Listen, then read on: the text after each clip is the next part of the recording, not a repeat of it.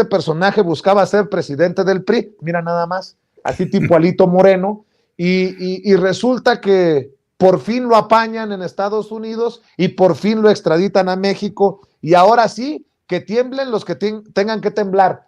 Yo cuestiono, pongo en tela de duda, pongo en tela de juicio, pongo en duda los dichos de Maru Campos, la actual gobernadora panista de Chihuahua, porque ha sido señalada de estar en la nómina secreta de César Duarte. Por muchos años lo hemos hablado el tema, y ahora resulta que ni perdón ni olvido. Bueno, a lo mejor para salvarse está dispuesta a enterrar, a clavarle la daga a su amigo o a su ex amigo, porque ya es mucho ex priista, ex gobernador, a lo mejor es su ex amigo, el señor César Duarte, Jaime. Sí, mira, si uno lee con cuidado lo que ha sido primero la orden de encauzamiento contra César Duarte y después la orden de extradición que el gobierno de Estados Unidos, la corte de, por cierto, si tienen creo que la primera parte de esta, cuando la corte finalmente de Florida ordena y acepta la remoción, el traslado, es una larga relatoría de 24 páginas, querido Vicente, en las cuales se desmenuzan todos y cada una de las acusaciones que figuran en el encauzamiento. Si uno lo revisa con detalle, se da cuenta que era imposible que toda la gente que estaba o que rodeaba a César Duarte no se hubiera dado cuenta del desvío de transferencias, lo mismo para financiar al partido que para financiar sus cuentas bancarias. Aquí en esto ha sido una relatoría bastante detallada, pero que se concentra sobre todo en el desvío de recursos, la malversación de recursos que fueron a parar a las cuentas de la familia de Duarte, su esposa, en Estados Unidos. En particular se le acusa por la transferencia de 96 millones que no pudo justificar, a pesar de que César Duarte le pidió a su gente que inventara, que se sacara de la manga del hombro esos recursos, esos documentos para justificar el desvío de fondos. Es decir, no es posible que todo el equipo de gobierno de Duarte, sus subalternos, no se hayan percatado de todo esto. Y ya una vez que se le detiene en el 2020, viene un proceso en el que César Duarte se defiende como gato panza arriba, incluso hace lo que suelen hacer muchos de los políticos aquí en México y empieza a esgrimir ante las Cortes de Estados Unidos que por favor no lo envíen a México porque su caso es un caso político, es un caso de persecución política y tiene miedo de que en México le hagan daño, de que lo torturen, de que, en fin, evidentemente la juez que revisó este caso no encontró bases suficientes para admitir lo que estaban alegando los abogados de César Duarte de que iba a ser un perseguido político, de que se le iba a torturar, de que corría peligro él y su familia, porque todo es un expediente bastante detallado que recoge, fíjate, los testimonios de testigos que no figuran por nombre con nombre y apellido, los testigos que fueron recabando y que fueron reduciendo poco a poco el margen de actuación de César Duarte, que al final no pudo justificar todas esas cantidades desviadas y por eso en noviembre del 2021 es que se decide, se da la orden de transferirlo todo y evidentemente, imagínate, estamos hablando de casi medio año de espera de esta extradición y fíjate por dónde la extradición se produce en un momento, en el peor momento para los líderes del PRI. Aquí vemos la fecha en que la juez Lauren Luis ordena el 8 de noviembre del 2021. Aquí figura lo que está presentando esta que fue el visto bueno para la extradición de César Duarte.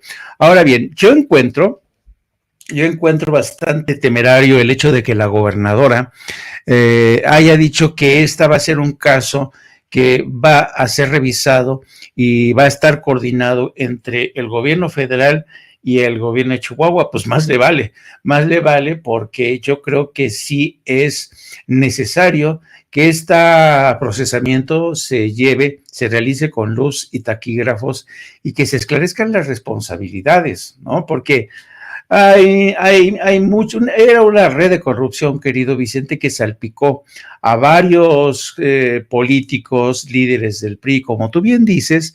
Pues vamos a ver quiénes terminan pagando los desvíos, la malversación de fondos, la arrogancia, la temeridad de este exgobernador, que hoy lo veíamos como siempre suelen ser, ¿no?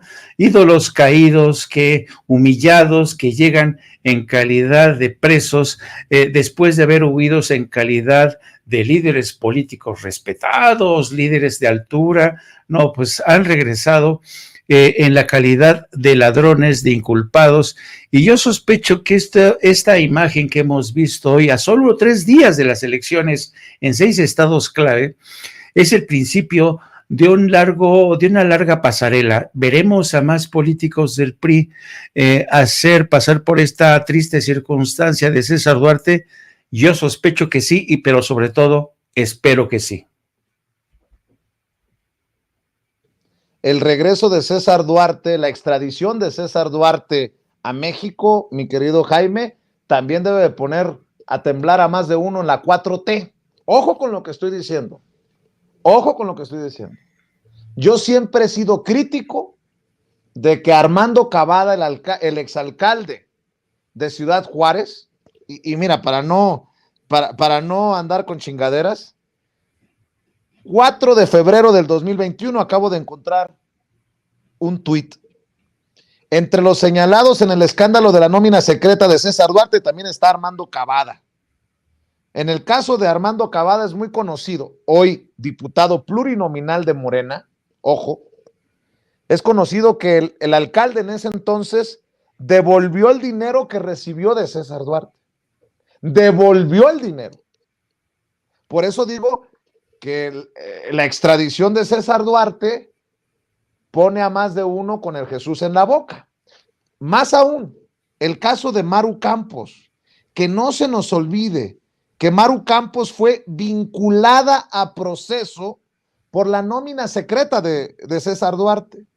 Ella siempre ha mantenido que es inocente, pero que no se nos olvide, insisto, que no se nos olvide que el Ministerio Público en su momento presentó pruebas que no fueron refutadas por la defensa y el juez en su momento admitió como evidencia 34 recibos firmados por la hoy gobernadora del PAN de Chihuahua, 34 recibos firmados por Maru Campos Galván, que dan cuenta de la entrega de dinero cuando fungía como subcoordinadora de la fracción panista en el Congreso de Chihuahua.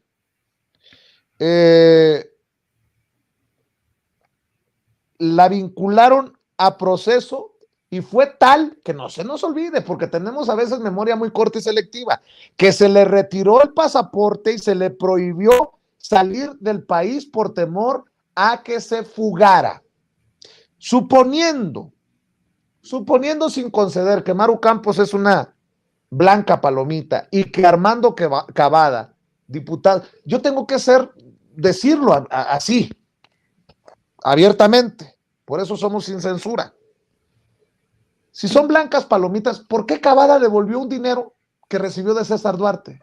¿Y por qué Maru Campos firmó por lo menos 34, a ver si recuerdo bien, 34 recibos por más de 9 millones de pesos, siendo ella la subcoordinadora de la fracción panista en el Congreso del Estado? 34 recibos, algo no me cuadra, pero al final es todo lo que se va destapando de este caso de César Duarte, querido Jaime.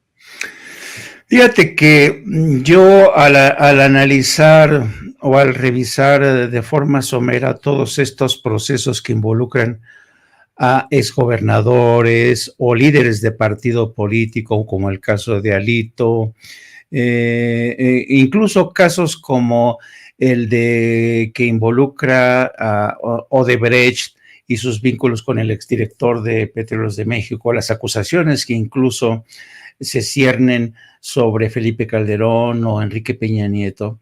Desde mi punto de vista, y esto me trae nuevamente a la entrevista que le hiciste a Santiago Nieto, por la naturaleza mismo de estas investigaciones y la extradición, en este caso de Duarte, y los vínculos evidentes o presuntos vínculos de gran parte de la gente que lo rodeaba.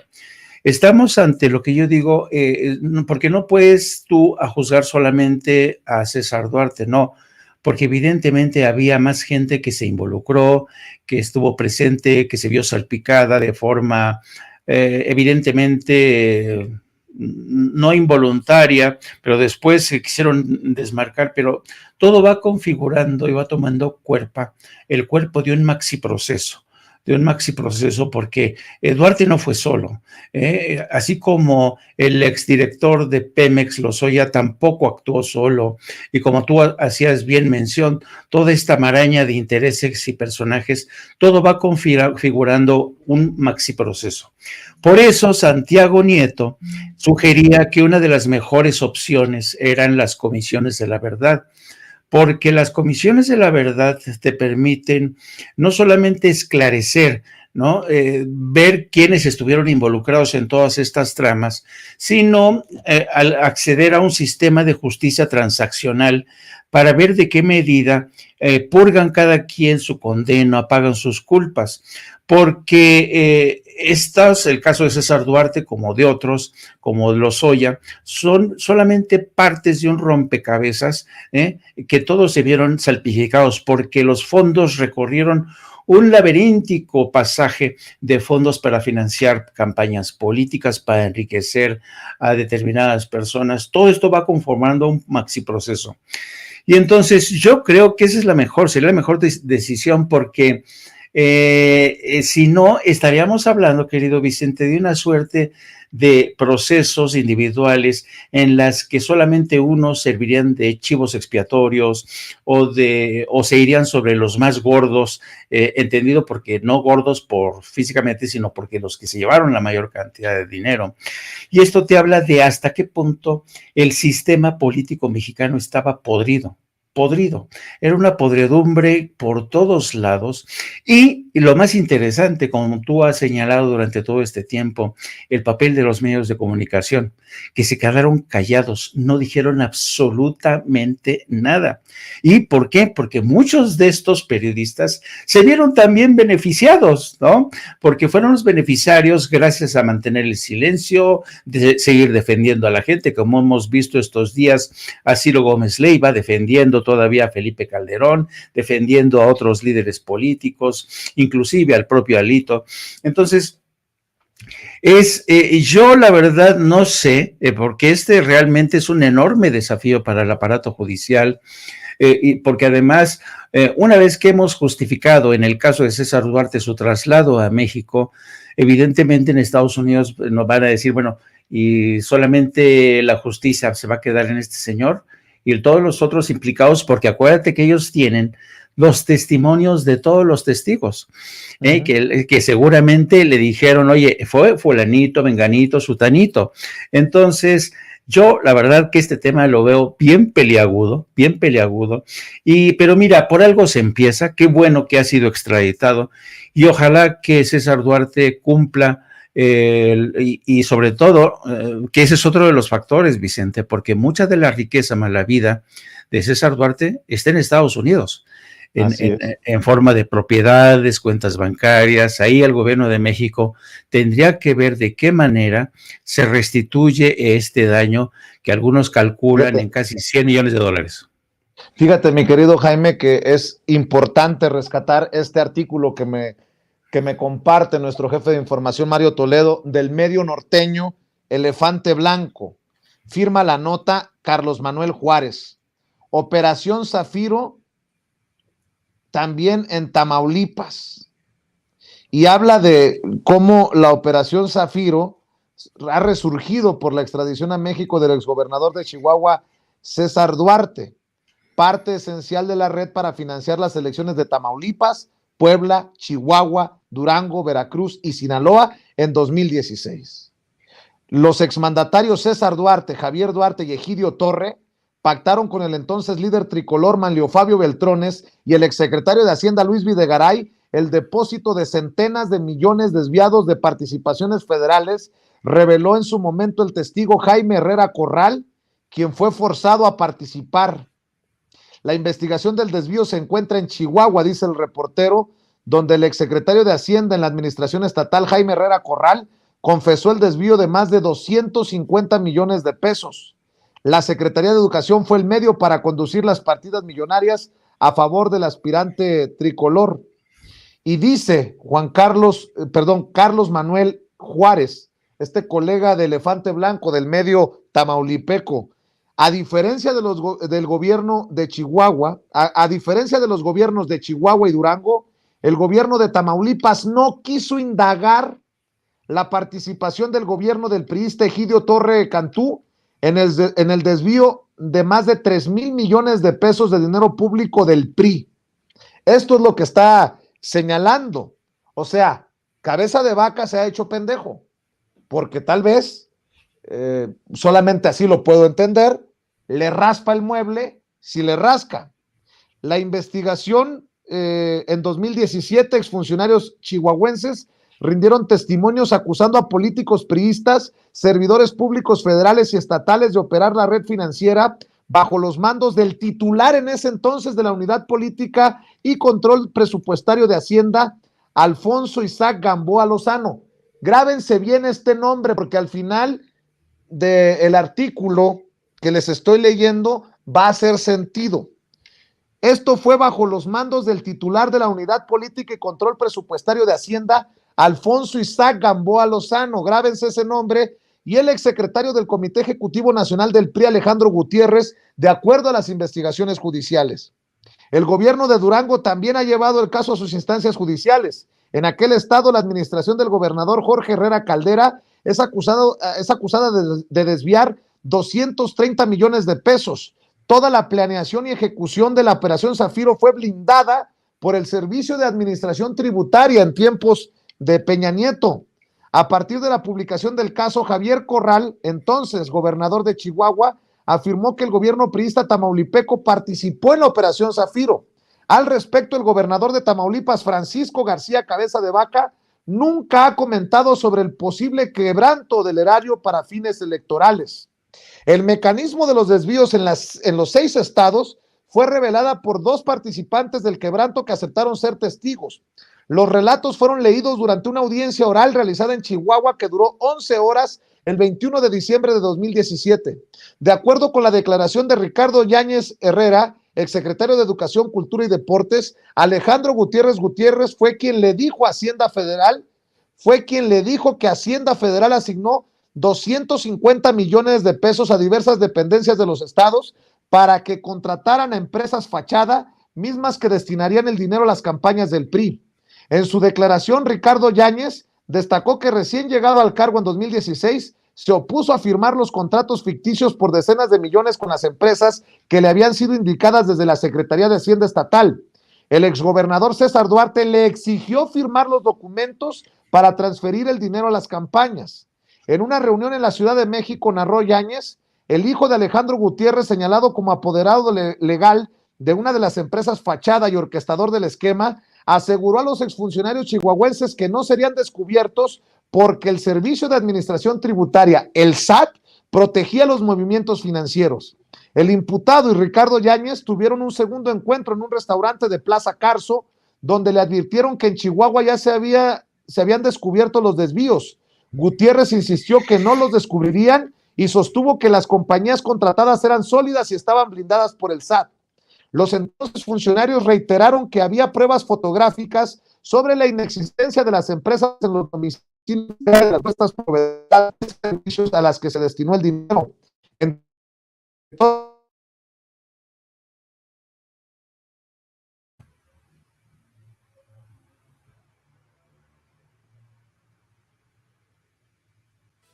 Amigos, amigas, regresamos en breve. Pero mientras seguimos hablando sin pelos en la lengua, sin censura, usted puede suscribirse a nuestros 3 principales canales en YouTube. Sin Censura Media, en donde tenemos más de 1.600.000 suscriptores, Sin Censura TV, en donde tenemos más de 1 millón de suscriptores, y en Sin Censura Presenta, en donde queremos llegar muy pronto a los 100,000 suscriptores. Si usted ya está inscrito en Sin Censura Media, suscríbase en Sin Censura TV. Si ya está suscrito en Sin Censura TV y Sin Censura Media, suscríbase a Sin Censura Presenta. Recuerde que es gratis, no tiene que sacar un solo centavo de su bolsillo para apoyarnos. Dele clic en la campanita para que los señores y señoras de YouTube... A ver, mi querido Jaime, no sé si me escuchas ahí, no sé si me escuchan ustedes. Sí, ahora yo sí. Pero qué cosas tan extrañas pasan. Estamos en chinga, dando santo y seña del desmadrecito, y resulta que extrañamente el sistema me saca de la jugada. Miren, no hay coincidencias, esta mierda apesta, mi querido Jaime. Y nada más para ir cerrando, no sé dónde me quedaría, les ofrezco una disculpa, pero entonces se les informó a los testigos que declararon que el dinero no se podía devolver porque lo operaron en campañas en otros estados, y que esa misma mecánica se usó en Puebla, Tamaulipas, Veracruz, Sinaloa y Durango. En Sinaloa, ¿para quién? Para que llegara Quirino Ordaz Coppel, hoy flamante embajador de México en España. ¿O de qué campaña estamos hablando? Solo pregunto porque soy muy mal pensado. Dice Yáñez Herrera que Alejandro Gutiérrez les mandó un mensaje donde advertía: ya hablé con MF, solo porque también soy muy mal pensado. ¿Será Manlio Fabio Beltrones, MF? Del retorno no hay opción. Les prometió ayuda para la comprobación del uso de dinero. En la investigación hay un testigo protegido que coincide que los recursos fueron enviados por la Secretaría de Hacienda y Crédito Público con la intervención de Manlio Fabio Beltrones y Alejandro Gutiérrez para la triangulación, y acusa a las empresas contratadas porque nunca justificaron los recursos. El exsecretario de Educación chihuahuense Ricardo Yáñez fue sentenciado a 4 años de prisión, quedó en libertad a finales del año pasado por buena conducta y a cambio de pagar una reparación de más de 21,5 millones de pesos en 7 pagos. Se desconoce si ya concluyó de saldar el monto. Y les decía que se guardaran el nombre de Isaac Gamboa. ¿Se acuerdan que lo dije por acá? Isaac Gamboa, que todo lo maquiló él, titular de la Unidad Política y Control Presupuestario de Hacienda, que no se nos olvide que fue asesinado, mi querido Jaime Hernández. Así es, fíjate que ahora que haces todo este recorrido con hombres clave como Manlio Fabio Beltrones, uno se pregunta cómo es posible que el PRI, a pesar de estar de capa caída, a pesar de estar dando sus últimos estertores, todavía parece que está coleteando por aquí y por allá, porque yo no sé si han llegado a tus oídos, pero son numerosas las voces y las versiones de que, por ejemplo, Manlio Fabio Beltrones, que tiene muchísimo dinero, porque imagínate la riqueza que logró acumular, tiene todavía los bolsillos llenos, a tal grado que todavía sigue financiando medios de comunicación y periodistas, con el fin precisamente de ver de qué manera se les serrucha el piso a la 4T. Los priistas se convirtieron en expertos a la hora de lavar dinero, malversar fondos y sobre todo guardar botines para época de vacas flacas. Y por eso hemos visto que hay numerosos medios, numerosos periodistas que le siguen siendo leales. Yo creo que esto te da una idea de la dimensión que supuso este robo a las arcas del Estado, y si uno nada más se fija, como el caso más cercano, que es el de César Duarte, si tú haces un enlistado de sus prestanombres, Es toda una maraña, y eso es solamente un caso. Imagínate el caso de Fabio Beltrones, su hija, toda la familia de Fabio Beltrones, todos ellos. Es impresionante la maraña de intereses, de dinero desviado, que hoy hemos visto cómo, y no nos explicamos cómo siguen existiendo fondos, medios de comunicación fondeados con recursos que uno dice, ¿de dónde sale esto? No, pues son recursos mal habidos de muchos políticos que siguen teniendo un enorme poder político y financiero, como ocurrió, por ejemplo, con el caso de Carlos Salinas de Gortari. Así es que, y si a eso le sumas, querido Vicente, el tema del aparato de justicia, que para mí es el terreno donde la 4T no ha podido hacer gran cosa, pues eso nos lleva a la conclusión de que la impunidad, la falta de rendición cuentas, seguirá ahí y favoreciendo sobre todo los intereses de esta gente que robó durante casi medio siglo.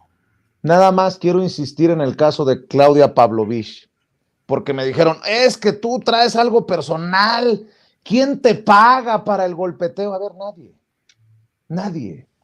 Pero yo creo, así como sostengo, que el presidente Andrés Manuel López Obrador se equivocó al jalar a Lili Téllez, al respaldar a Germán Martínez, que hoy han volteado bandera, han traicionado al presidente y a la Cuarta Transformación. Así creo que ha sido un graso error, es mi opinión, haber llevado a Claudia Pavlovich como cónsul de México en Barcelona.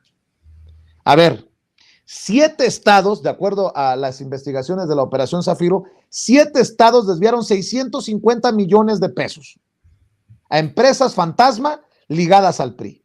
Y nada más para que quede claro, los mayores desvíos se realizaron en Chihuahua con César Duarte, hoy extraditado, ojo, hoy extraditado por 246 millones de pesos. Durango con Jorge Herrera Caldera con 230 millones de pesos, y Sonora con Claudia Pavlovich con 140 millones de pesos. Así que, pues creo que no andábamos tan perdidos, ¿o sí? Y por más que el presidente hable de un perdón, sí, olvido, no, de no quererse meter en esto para que no digan que es persecución, más allá de lo que diga el presidente, está la procuración de justicia y evitar que quede en la impunidad. Yo estoy de acuerdo con lo que dice Jaime Hernández. No puede ser el culpable, el gran culpable, César Duarte, y todos los demás ya se limpiaron, se salvaron. No, esto da, bien dicho, para un maxi proceso. Yo no soy quien para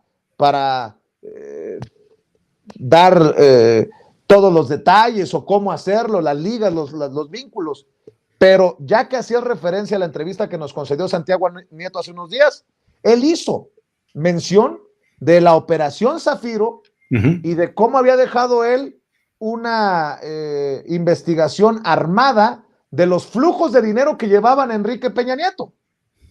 Hizo mención a que se debe de seguir indagando sobre el caso de la Operación Zafiro. Bueno, pues aquí está tu Operación Zafiro y nada más adelantándonos, porque pronostico que la oposición va a decir, López Obrador lo hizo en este momento para afectar a la oposición, López Obrador no tiene nada que ver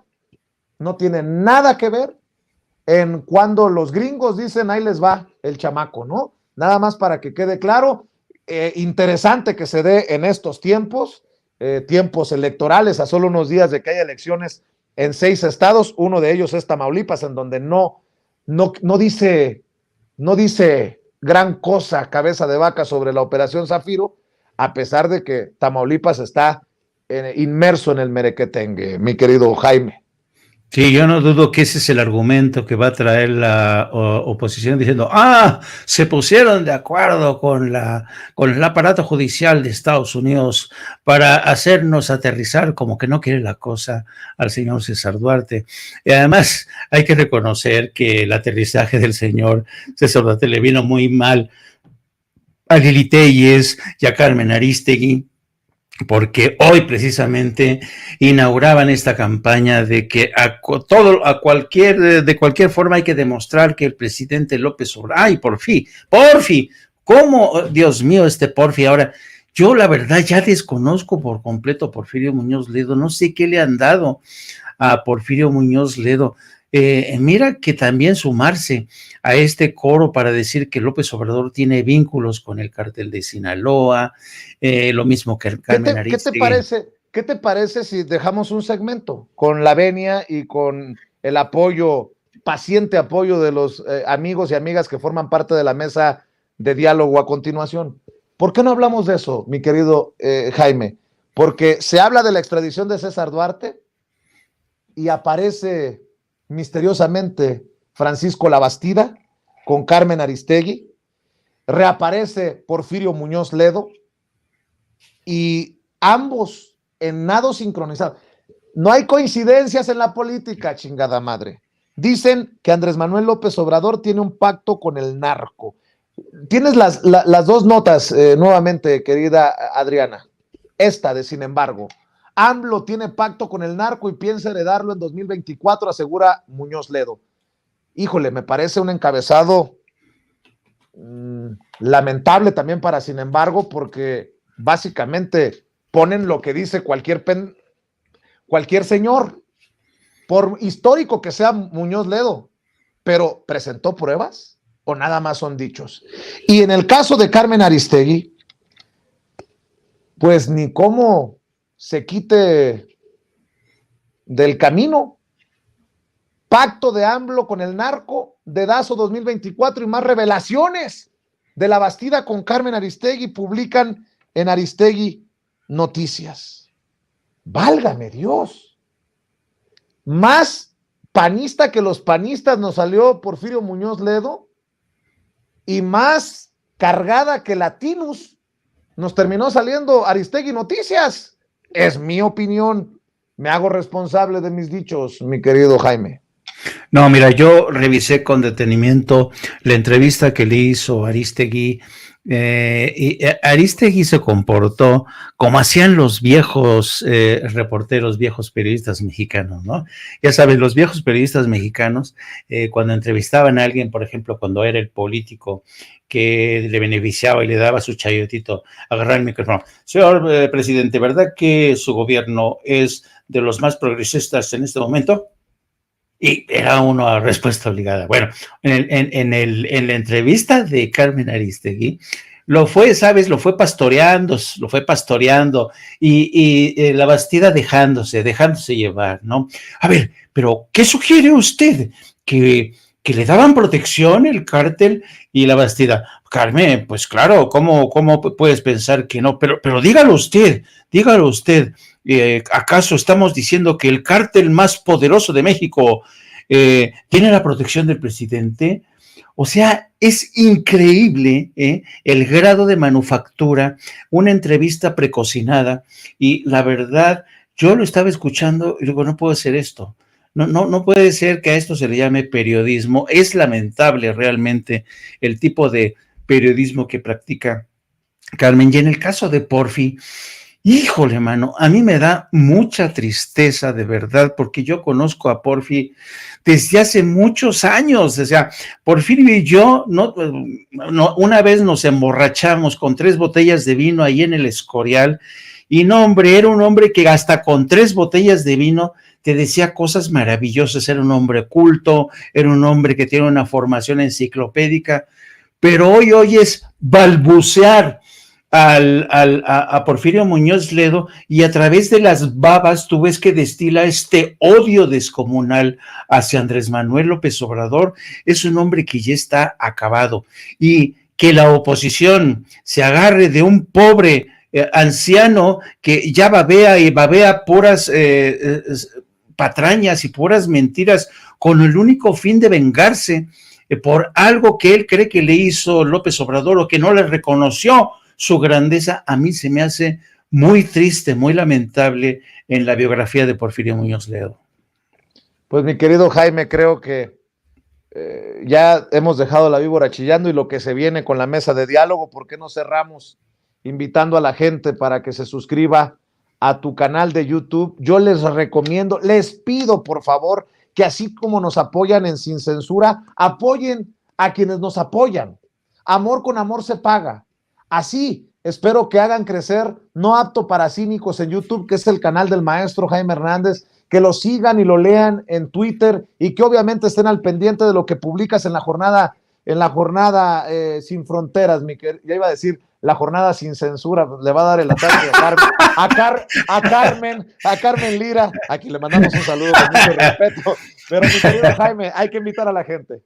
Sí, cómo no, muchísimas gracias. Y sí, también le mandamos un saludo a Carmen Lira y muchísimas gracias, querido Vicente, por esta generosidad tuya. Apúntense, suscríbanse, encuéntrenos No Apto para Cínicos en YouTube. Denle a suscribirse y luego la campanita para que les dé, en cuanto comencemos el programa, estamos transmitiendo a las 14, a las 15:30, 16 horas. También síganos a través de nuestras redes en @JaimeJourno y a través de la Jornada Sin Fronteras del gran periódico La Jornada. Muchísimas gracias, Vicente, y vamos a estar muy al pendiente en esta cuenta regresiva de aquí al domingo. Claro que sí. Te veo mañana, si Dios así lo dispone, mi querido Jaime. Gracias, muy buenas noches. Buenas noches. Me manda un comentario nuestro jefe de información, Mario Toledo. Qué triste papel el de Muñoz Ledo.